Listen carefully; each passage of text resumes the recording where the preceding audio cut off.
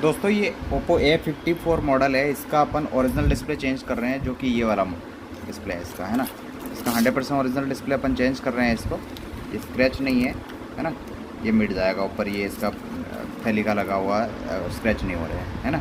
तो इसमें ये विथ फ्रेम डिस्प्ले है 100% ओरिजिनल। इसको अपन इस वाले जो ये सारा का सारा आइटम है इसमें डाल देंगे, मदरबोर्ड सारा चीज़ें लगा के ये ओके हो जाएगा। अगर आपको भी ये लगवाना है तो आप बिल्कुल मेरे को भेज सकते हैं, सेंड कर सकते हैं, पूरा फ़ोन आप कुरियर कर सकते हैं। कुरियर करके आपको सेम डे वापस कुरियर आपको निकल जाएगा। इसकी प्राइस आपको जानने के लिए आपको मुझे व्हाट्सअप करना पड़ेगा। व्हाट्सअप का आपको पूरी जानकारी मिलेगी। नंबर है जो डिस्क्रिप्शन में दे दूँगा आपको, तो वहाँ से आप नंबर है जो ले लेना।